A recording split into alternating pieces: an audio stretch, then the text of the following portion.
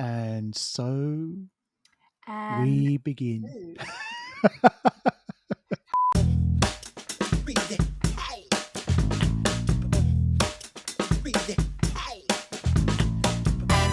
Hello, everyone, and welcome back to the Remind podcast. My name's David Masterton, and I'm joined with Dr. Ashleigh Moreland. And today we're talking about an interesting topic.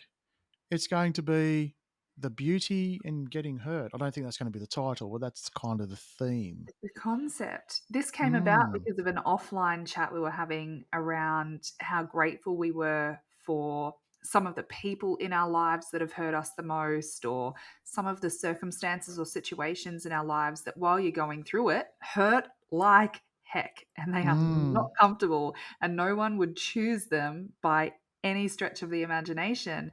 But when you have the gift of hindsight and you look back and you go, wow, I'm so grateful that that happened because it taught me this or it taught me that. Mm. And yeah, we were having conversation about some of our key teachers in our lives. Oh man, like if I had to go back over the last 2 years, like there's two fundamental things that I'm really grateful for, um, and I'm proud of both of those. And the first thing is the work and the ability to face my fears and to be able to come through to the other side.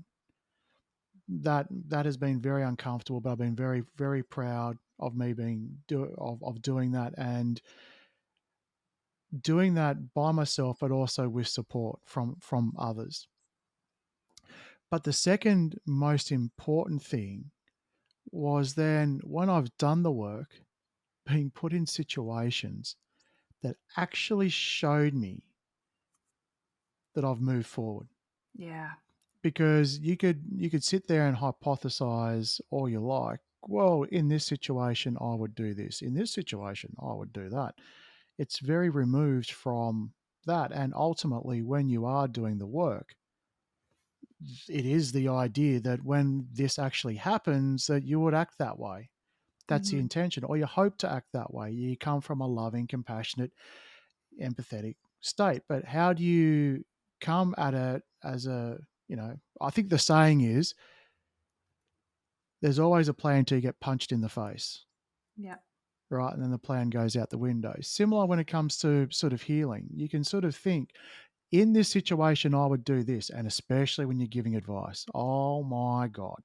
When you're giving advice to people, isn't it just that much more deliciously easier, I want to say, to tell someone what they should do. And then when you look to think of yourself, this and the information's probably great. But then when you actually have to deal with it, when you're metaphorically being punched in the face, it's very different because now that's when the real test comes in. That's when the real shine. You can actually see how far you've come. And some of the greatest moments of the last 2 years, the first one was a lesson in unconditional giving. Ooh. And I stumbled across this sort of by accident. It's not sort of something I was actively looking at doing, but I was just acting from I'm being called to do something, I'm going to do it. And then it came down to okay, there's a lesson here about being unconditional. Is it unconditional love? Oh, it doesn't really feel like an unconditional love because this person is not something that in that concept of loving, you can love everything, but it's not about sort of bringing them in as whatever. But it definitely came down to unconditional giving. And now it's very easy to give to someone unconditionally if they are eternally grateful. It's just simple. I Yeah. can give unconditionally. Look, I did it. And yes, you did. But imagine giving to someone who simply does not value what you're giving, expects it, and expects more.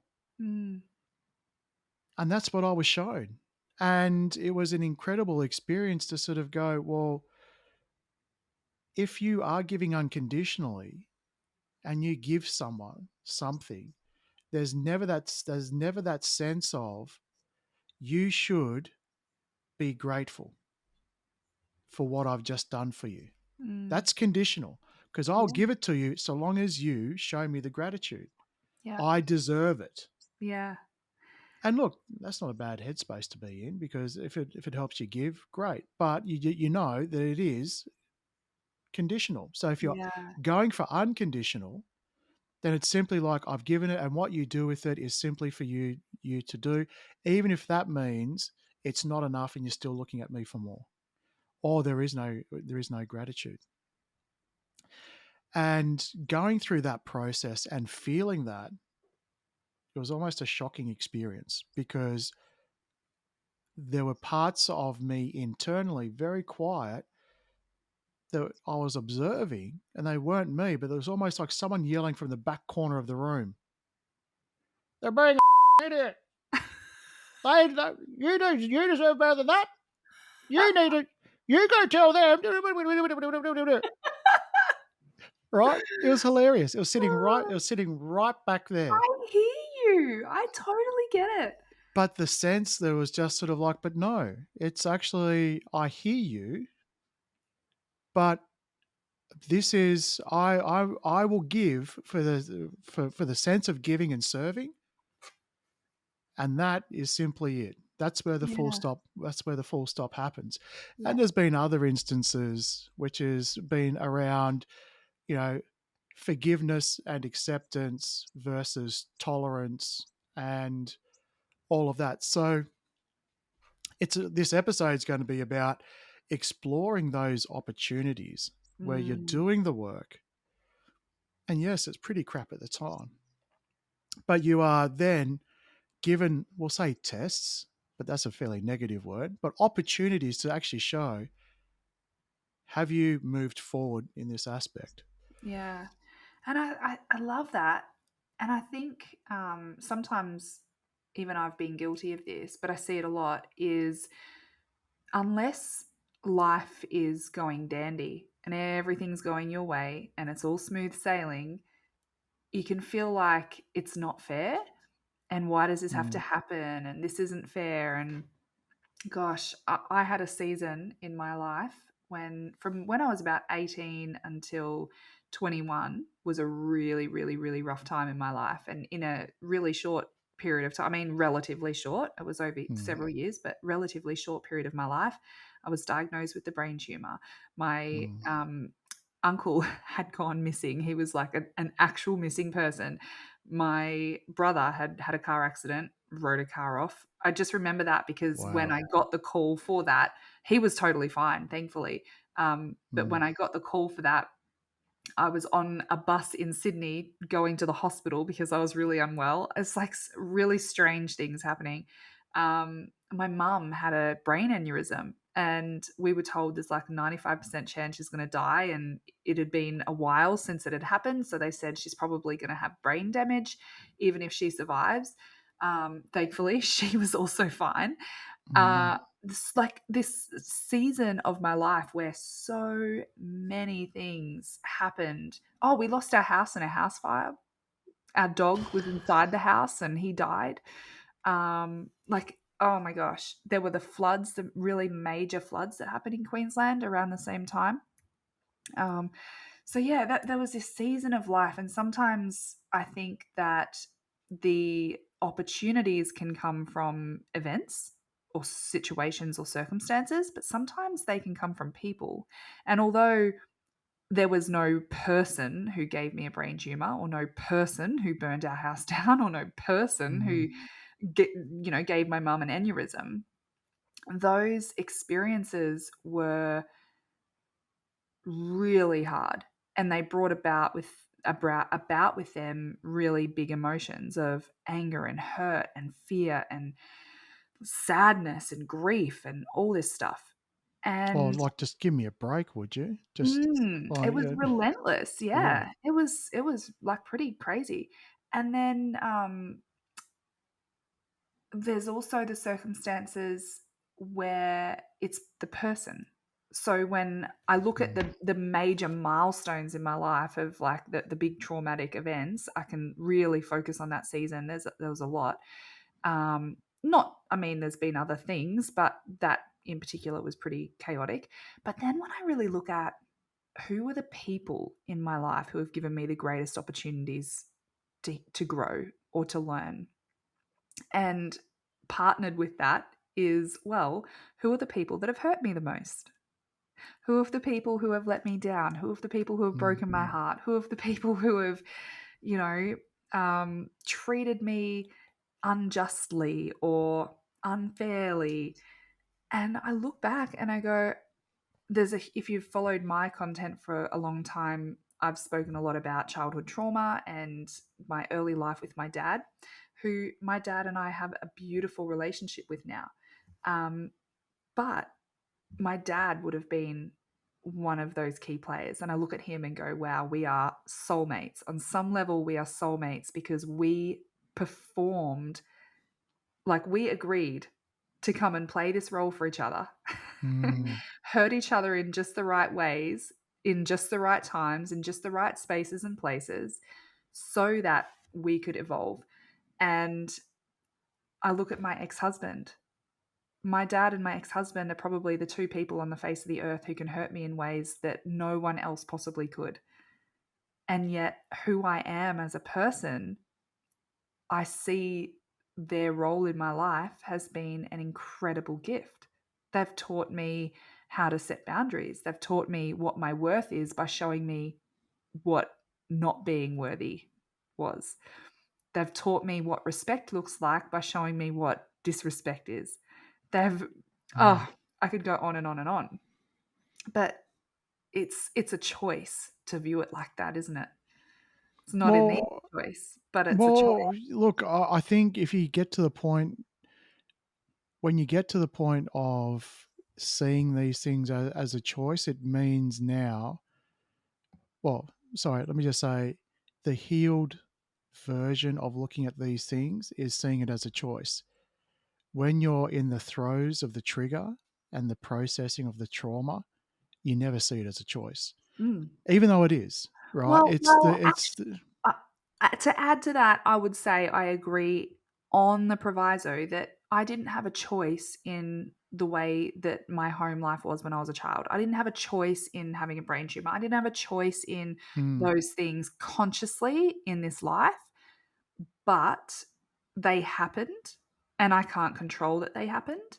mhm. But I get a choice in how I choose to respond to them or how I choose to pursue my life despite them or how I choose to move forward and carve out my future in the wake of those people and things.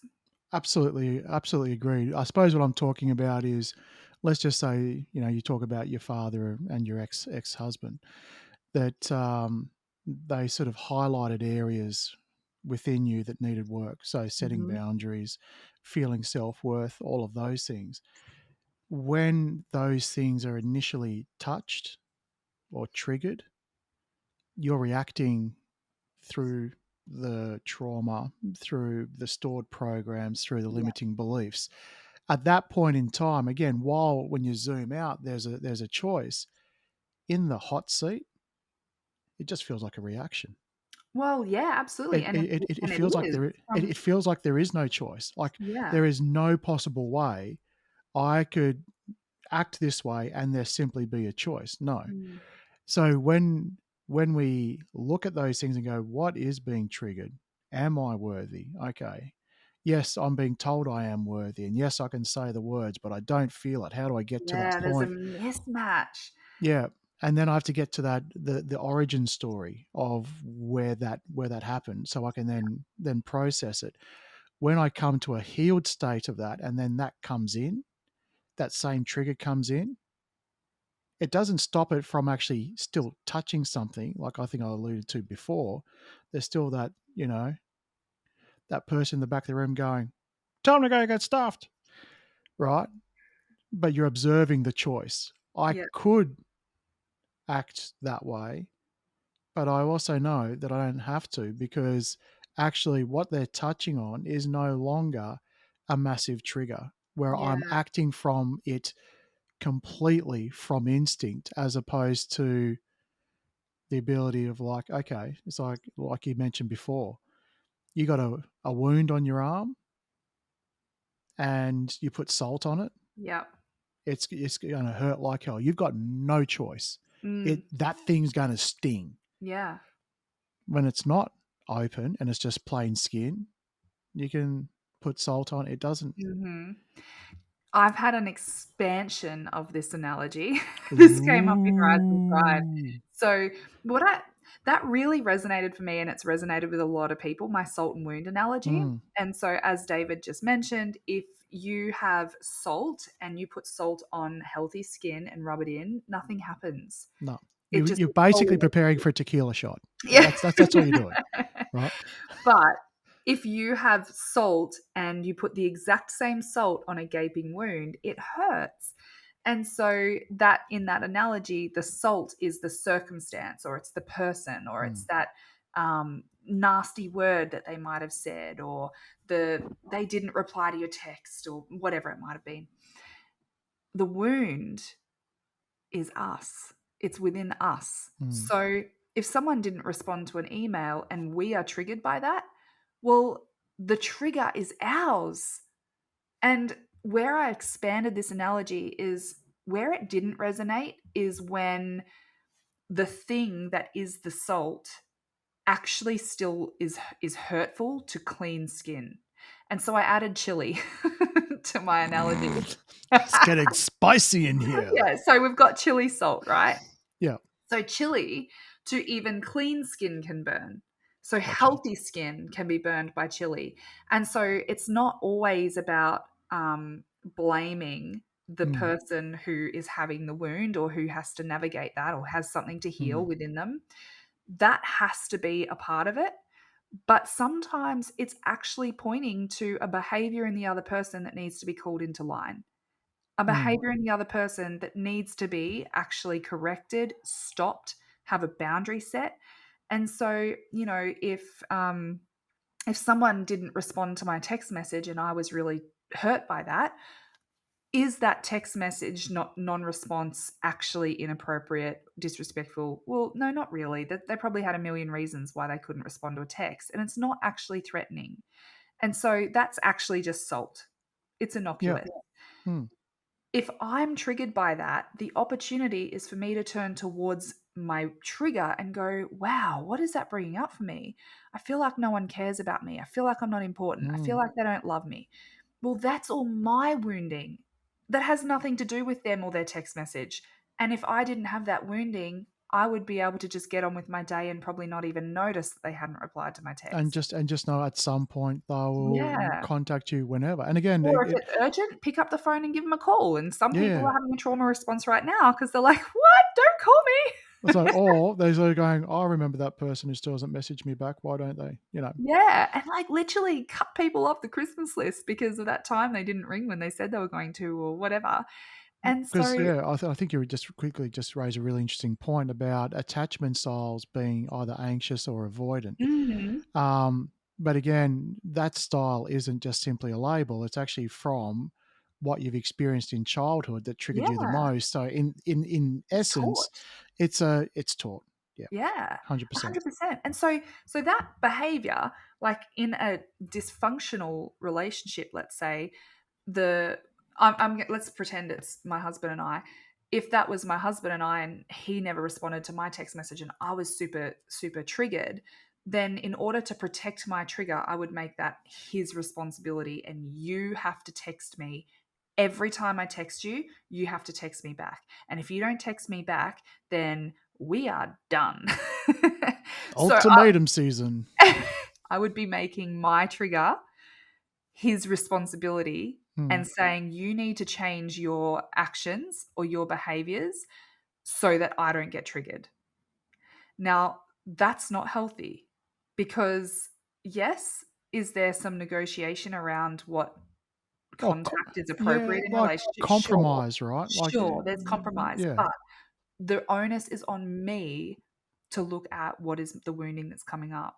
And so that's an opportunity.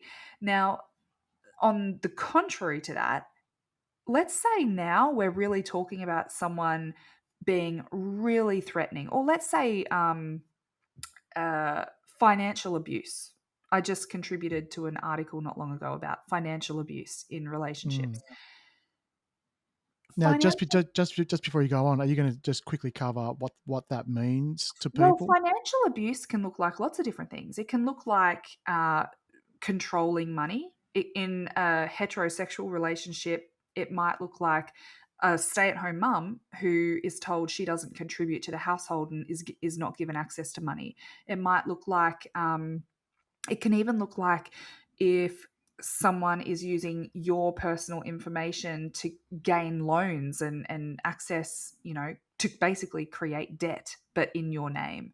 It can look like forcing you to pay fines and take points on, you know, um, Driver's license, yeah. driver's licenses. Like it can manifest in lots and lots of different So ways. it's really one person controlling Access to behavior. financial resource, Yeah, yeah. well, controlling behavior through financial, or money, or just or making someone. Yeah, I understand. Okay, great. Yes. And so that's a form of domestic violence. Financial abuse is a form of domestic violence. That behavior is not okay. That's a Mm, chili salt behavior.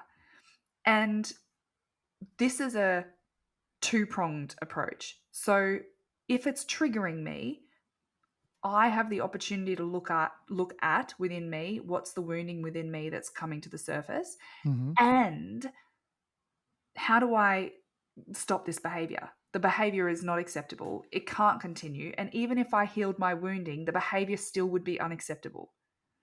Yeah, and I suppose if you were to allow it, it just means the wound itself is people pleasing. I can't set boundaries. Passivity, fawning. So Mm, for men, and this is a raging generalization, but more commonly, men will have a preferred stress response of fight, which is why it looks more like aggression and hmm control and all that kind of stuff.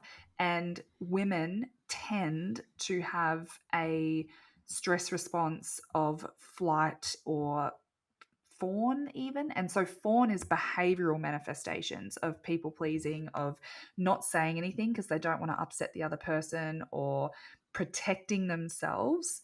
And this hmm was a big feature in my past relationships, was if they had a tendency towards becoming aggressive and I was upset about something, I would suppress my upset as a way to protect myself from their aggression if I got upset.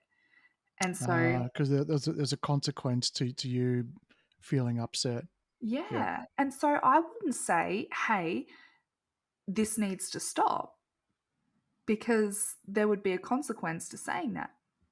So, anyway, the whole analogy of the salt and wound is so Mm, powerful. But I think where I had this revelation, uh, where it was falling short, was it kind of means that you become passive and tolerant of whatever is going on around you, mm, when sometimes what's going on around you is actually really unacceptable and needs to be called into line. And even if we are healed, and even if we're not coming from a wounded place, it's actually damaging. mm. And knowing the difference between, and I guess it's doing this, balancing the fine line between healing yourself and having self accountability, to going a little bit too far at that point, to then just allowing anyone around you to get away with anything because that's what a spiritual person would do. Well, no, you are of love, and you are of love for others, but you are of love for yourself. And so when there are some instances that situations are for you versus not for you, and same with people, and that can ebb and flow. That same person that was for you may no longer be for you. Mhm. But if you hold on due to a wounding, that needs to be looked at. And karma plays out in different ways. It's like when I talk about karma, and this has been sort of traditionally, I looked at this force external to me that just things balanced out. Bad things get balanced out with good things, and good things get balanced out with bad things. Yeah. It was all this sort of ebb and flow. But there's also this situation that is karma doesn't just come out of thin air. People themselves are also karma. And when you think about justice, it's sort of like I would not get more satisfaction than punching thy attacker back in the face that punched me in the face. That's Mm. instant justice, right? But karma is more along the lines of it can come in many shapes and forms. And if you're not called to retaliate, or if you're called to do something else, it doesn't mean that that person's forgiven for the karma they've put out there. It does get balanced somehow. And so, in some points, you yourself are someone's karma. Yeah.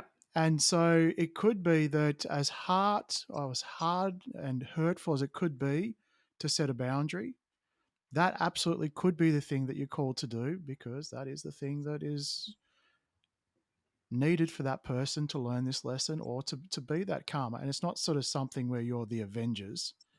I'm not talking Yeah. about, being Iron Man, Thor, the Hulk, Black Widow, Hawkeye, or as my 8-year-old used to call him, Hot Guy. I'm like, well, it's Hawkeye. So it's about understanding these concepts, or being Mm. open to these concepts that, hey, you can place these boundaries, and that doesn't mean that you're not compassionate, empathetic, and caring, because that also needs to apply to you, because otherwise, people pleasing's just entered the chat. I caught you on a cough. That's all right. I got a tickle in my throat. I absolutely agree. And the word agreement is coming to my mind Mm, because there is a concept spiritually around agreements that we can know that we are worthy of love and that we deserve to be treated with respect and all the things. We can know that. But if we tolerate something that's not that, then we're not in agreement with it. So it's like, hey, Dave, I deserve respect. And then that's right. you come and disrespect me, and I allow you to disrespect me, and I don't speak up. I don't stop it. Mm, I don't uphold a higher boundary.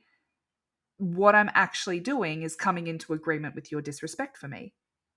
I love that. As in, not the disagreement, but that's sort of what part of has that person done or said that you're in agreement with. Yes. I And love we that. don't consciously like it. No, but the So, concept is great. It's sort of like, if so something really gets you, it's sort of like, well, you're in agreement with it somehow. yes. What inside you is agreeing Yes. with this? And our triggers and our hurts are pointing to the agreements that we have. And when Mm, we take the word agreement and you take that and attach it to the person, that's saying we. So I look at my first husband. mm, We had an agreement that we would treat each other in that way, so that we would learn what our agreements were. And it was on us to break that agreement and come into agreement with something that was more aligned with where we wanted to go and the relationship that we wanted to have.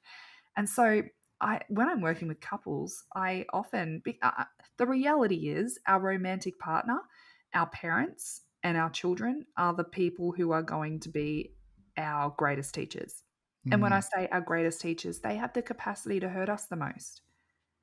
And our past romantic partners, of course. But if we are in healing community, if we are a healing collaboration team with our immediate family and our romantic partners, well, then we need to kind of be willing to go, what have our agreements been? And even if you don't know what your agreements are, hello, look at the things that you've been tolerating. Or What just, in your yeah. relationship do you want to stop? Or even just like what you were saying before, it's like if some like I say something disrespectful and you allow it to happen, you're in agreement with it. Yeah. Or Another big if one is weight loss. Big one. okay, So someone will say, I want to lose weight. And then they can genuinely want that. hmm, And then their actions and behaviors, or even the thoughts that they have, do not support the goal. Well, then they're in agreement with the weight that they are, or they're in agreement with the gaining of weight, because the attitudes, the thoughts, the behaviors, the actions that support that agreement are still happening. So if hmm, I can say, I might still have, even now I probably still have 20 kilos left to release. I might say I have 20 kilos left to release. And even if I haven't released them yet, I'm in agreement with that, because the things that I'm eating, the actions I'm taking, the way I'm nurturing my body, the actions and behaviors are in agreement with the intended goal. And it's then about, it takes some time in the physical, in the natural, for that agreement to manifest. It's just like birth. We might come into agreement that we're going to have a baby.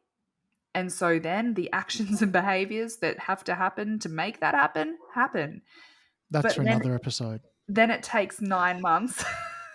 Then it takes 9 months for that to manifest, for Yeah, that baby to actually be earthside. So yeah. the manifestation of agreements is really interesting. But yeah, And it's it's also a subconscious thing, right? Because someone would mean something. Like they can mean it, like I really want to lose weight and I mean it. mhm. Um, but yes, it doesn't necessarily happen. Yeah. Try that And language. Just try that language. So try that language around. I'm with you. If you're working on self-love, if you're Yep. working on self-care, if you're working on losing weight, whatever Hmm. goal it is that you're working on at the moment, try the language of, this is not in agreement. So if you are trying to lose weight and you have the opportunity to go and binge eat, I don't know, ice cream and pizza, KFC. KFC. For some people out there, yeah. That's your kryptonite. Um, so whenever something's presented to you, the Mm. question then becomes, is this in agreement for me? Like, is this an agreement with my goals? Because if you're Mm. oblivious, if you are unconsciously still eating the stuff, if you are unconsciously still engaging in those thoughts, actions, and behaviors, then you're not in agreement with your goal. And if you're not in agreement with your goal, then the goal can't be achieved. Ooh. We Okay. have we have to come into agreement with it. So I love this because what you're talking about is, let's just say for argument's sake you mean something or you have a desire, you have a goal that I want to lose weight. Yet as a broad statement, what you're saying is, okay, something is not in agreement with that. Yeah. And then it comes down to, when we look at the actions that can either support or detract from this, we could maybe be asking ourselves the question, are we in agreement with this overall goal, Yeah. which is weight loss? So when you've just bought the family bucket of chicken for one person, is this in agreement with losing weight, or is Yeah. this going to sabotage it? Yeah. Or if I Um, eat this, am mm, I in agreement with my goal? yeah, Because if I'm not in agreement with my goal, it can't manifest. yeah. Because a lot of times there is this sort of dichotomy where someone can mean something, like they genuinely want it, but find it difficult to actually do it. Yeah. And then, I mean, I've had this discussion a few times with a certain person. They're sort of like, if you actually mean it, it means action, Mhm. because you can't mean it without meaning it. Yeah. And they say, I can mean it even though there's struggles to action it. Yeah. It doesn't stop the intention of me wanting to get there. But for me, coming from the move fast, break things, get things done, it's sort of like, well, you simply don't mean it So until you put action to it. yeah, you can want it. And this is something I see in my work a lot when I'll have initial consultations with people and they will genuinely mean it when they say, I want to get better. Mhm. I need this. I know I need this. And then they ghost me. Or then like something else will happen. There will be a barrier. They'll say, I can't afford it, and then the next week they'll go and spend an exorbitant amount of money on a car or like something. So what that's saying is I want this, but I'm not in agreement with the outcomes yet. The outcomes don't feel Mm. either safe, possible, reasonable, believable. And so if the Or outcome is hard. yeah, absolutely. And so I'm not in agreement that Mm. that's possible for my life. I'm not in agreement that I'm ready to do the work. And all of those things are absolutely okay. Mm. There's no problem whatsoever. It just means that we have to be conscious of our choices. And you know who taught me this? My first husband. The experiences of my first husband, because Mm. I realized that I didn't deserve to be treated the way that I was treated. And it was abusive and it was horrible. Our relationship was awful, but we were in agreement with with treating each other that way. And I agreed to be treated that way by staying for 8 years. That's how I Mm. lived out and manifested that agreement. And if I had have broken that agreement after 8 weeks and said, "Nah, this isn't going to work for me," then I would have only been hurt for 8 weeks. But Mm. I was in agreement with being treated that way. Mm. And I had, through my own healing journey, I had to come out of agreement with being treated that way, learn more and embody more about what I was worthy of. What did that look like? What did I want in a partner, and what did a healthy relationship look like? And the manifestation of that is the beautiful relationship that I'm in. Having said that, the relationship I now have with my ex-husband is more beautiful than you could imagine. That's awesome. We were in agreement with treating each other that way, though. So how Mm. did we get to the point of having a better relationship? Come out of agreement with it. Yep. No, I don't communicate like this anymore. Mm. No, you don't speak to me that way anymore. No, you don't change your mind about this anymore. I came out of agreement with it. I stopped tolerating it. But I think, and I know for myself, and I'm sure there's others out there, that coming out of agreement when you've been in agreement for so long, it's almost like it's implied that, well, you can't change your mind now because now Mhm. you're misbehaving. Yeah.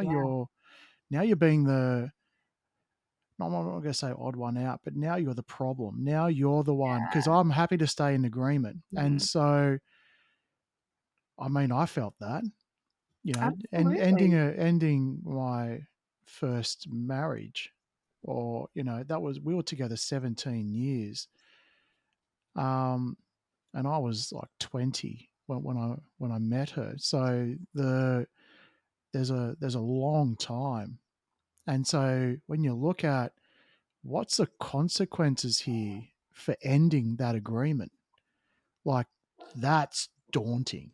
That's Yeah. huge. That's Mhm. just like a mind melt. Yeah. And then, but and again, but we had to come out of agreement. That was messy, but we're now in agreement with a brilliant relationship. And but it's just like, again, it's like, but one person has to come out of agreement because if you're both tolerating, Yes. Yeah. and Now the sometimes it's easier to wait for the other person to come out yes. of agreement. Yeah. And I This is gonna haven't. this is gonna I make more sense for people who are watching the YouTube video because I'm about to start using my hands to demonstrate this. Gotcha, But gotcha. so what normally happens, this is what's happened in all of my prior relationships, is that I came out of agreement with something first. and I came out of agreement with something which created a gap. So Mm. we talked previously about vibrational frequency. So as I came out of agreement with this low frequency toxic agreement, and I set the bar Fear higher, based. Yep. it might be fear based, shame based, I'm not good enough, I don't Mm-hmm. deserve love, whatever that was. And I set the bar higher. The other person then has to choose, do I come into agreement with this or do I fall away? Yeah. And so I see this a lot with clients where one person in a relationship will do tons and tons of healing work. They'll start actually coming out of agreement with the stuff that is based off false premises, but based off lies like you're not good enough, you're not smart enough, you don't deserve love, you're not worthy of that, nothing you do is enough. All those things are lies, but they were lies that they were in agreement with, which allowed people to treat them terribly, which allowed them to be walked all over in their jobs. And Mm. so when they come out of agreement with those lies that were spoken over their life and into agreement with the truth of God's will for their life or the truth of who they really are, the everything else in their life has to either rise to come into agreement with that truth or it falls away. And up here, this is miracles, this is blessing, this is like a beautiful life. And the healthiest way to go about this are two people who recognize that the agreements in place in their relationship down here are toxic and harmful and not an agreement that they want to continue taking forward. And that relationship has to die. Doesn't mean to say they have to break up, but it has to die. At that point, yeah. Collectively, the Mm. two of them come into agreement with, what do we want for our future? What do we want our relationship to look like? How do we want to talk to each other? How do we want to deal with conflict? How often should we have sex? What should that look like? When should we eat dinner? And we come into agreement with these higher frequency agreements together. And so this Mm. relationship up here is a completely different relationship to the relationship that was down here. But you can't have a happy ending, happy, healthy, loving life down here. It's That's not where that is. That happy, loving life is up here. Mm. And so down here, we are in agreement that we're the victim and they did this and they hurt us and that wasn't fair and that was unjust and I'll that's I'll I'll yeah, put up with them because they're, insert excuse here. Like, yeah, and when I say excuse, I'm not diminishing the everything that's going on, but it's, if you're tolerating something, you're not in alignment with it, yes, because there's something forcing you to sort of say, if you're in alignment with it, there's full acceptance. There's full, mhm, I do not question this to be because it simply is. There is no other version of this that I'm happy with. yes, If there is another version that you're happy with, then now you're tolerating it. If that other version makes you feel better, now grass greener on the other side, or you're putting up with something toxic, you you judge for yourself. yeah. It's It's powerful, isn't it? it's absolutely, and it takes these times, and it takes these people, and it takes these situations. I should say, I was going to say consequences, but situations to really help you sort of push. And this is where we're sort of saying we're going to find beauty in the hurt, Yeah, because if it hurts, there's a reason for it hurting. It doesn't mean you need to be numb and disassociated yeah. and all of 'Cause those. Go that's check. turning away from. So Yeah, this is the difference between turning away, which is numbing out, dissociating, gaslighting, not acknowledging it, staying busy, versus turning towards going, "Wow, I feel really hurt. What is that? yeah. What's that bringing Or up for me? What's this mm. about?" And so it's really about finding the beauty in these situations, as opposed to, God, my life would be easier if I wasn't just surrounded by idiots that are causing a whole lot of problems. Well, so like, okay, yeah, like, you're not wrong. Yeah, I'm not yeah, going to disagree with you. yeah, However, it yeah, seems to me, with the awareness and the consciousness that seems to be growing, we're actually here to actually release, purge, let yeah, go of, process through these emotions, not to, to get to the other side, not yeah, to sort of go, well, I'll wait until all of this goes away, then I'll feel better. Yeah. It's Yeah. actually feeling okay while this is all happening because you're anchoring into yourself, your own Yeah. truth. Because a bit like swimming 1 meter underwater, it's sort of, you can be surrounded by this chaos, this mess, this pressure, but it doesn't actually have to get inside you. Yeah. I love that. And I think the only other thing, I mean, that's being okay while you're in it. But the other thing for me is being okay about it once it's over. Mm. And, I could hold a grudge, man. Like, old Ash would have almost like the playbook of, well, on the 12th of January in 2001, you said. Remember when you did this? Remember when you did that? And Yeah. I And, and I bet and and I bet that came out every time something else happened. I would want to keep tabs on everything, and that shows unforgiveness around things that have happened in the past, but it also meant that I carried it around. It was unprocessed. Mm. Um it was certainly, the bridge was underwater instead of the water under the bridge. The bridge is underwater. Wow, Yeah. I love that.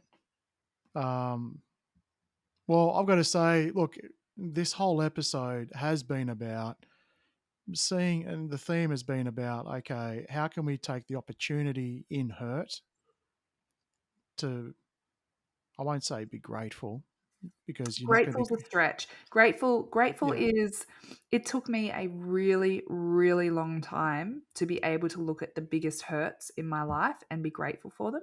but it was only in reflection. It's Yeah. not. It's not during the. It's not during the time, which I was even No. thinking. When you're in those situations, be open to the fact that there's some incredible learnings coming. Yeah. They're going to be hard. You're probably going to act out of instinct, especially at the start.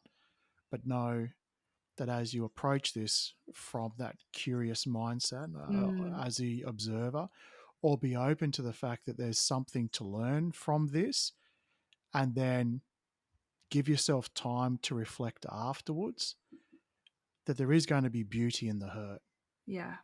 right? No, I don't think a boxer would sort of sit there and say, I loved every punch. Yeah. But It was just so yeah, enjoyable. absolutely. But they might sort of go back and say, that was a fight of my life Yeah. Yeah. in And isn't reflection. that true for so much? Like, I did Mm. BMX racing for many, many, many years, and it was painful. Yeah, it But, would oh be. my gosh, the, um not the achievement, but, like, Is it I like don't know. satisfaction? Yeah, the Like, satisfaction of that. I could have done this, I could have done that, or I could have lost it here, or I could have, Mhm. I took that opportunity.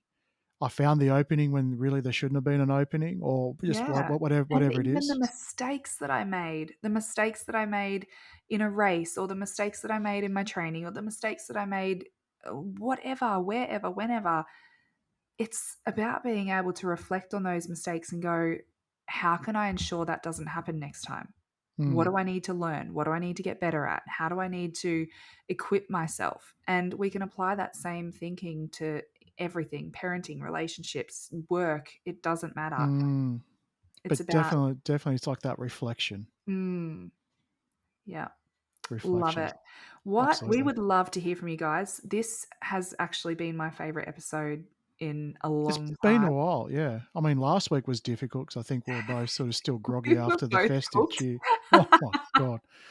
Um, but yeah, this one's actually been like a really cool one, and it was one of those things where at the top of the show, like before we even started, we had a completely different theme that Yeah, we're gonna talk about, and then this just sort of came to us, and we went, right, here we go, hit the record button, off you go.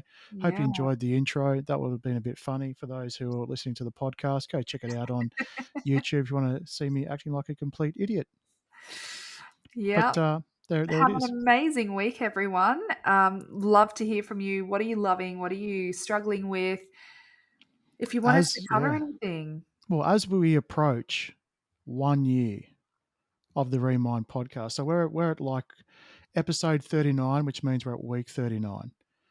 So, last time I checked, there was 52 weeks in a year. I don't think it's changed. And on our 52nd episode, we're going to just talk about like a full reflection of what it's been like doing this for a year.